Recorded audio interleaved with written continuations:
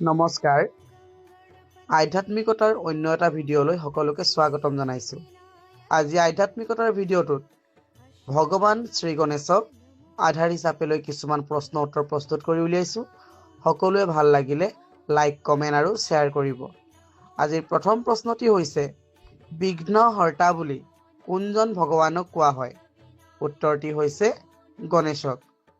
দ্বিতীয় প্ৰশ্নটি হৈছে ভগৱান গণেশৰ হাতত কি কি অস্ত্ৰ থাকে?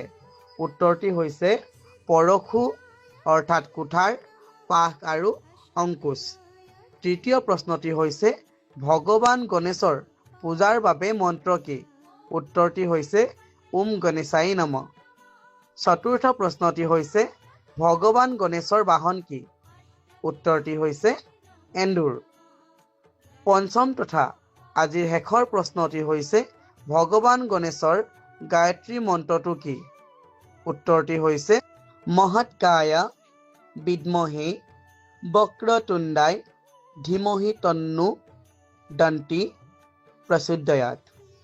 আজিৰ ভিডিঅ'টোত ইমানেই প্ৰশ্ন আগবঢ়ালোঁ। সকলোৱে ভাল লাগিলে মোক সহযোগ কৰিব। ধন্যবাদ। ওম শ্ৰী গণেশাই নমঃ।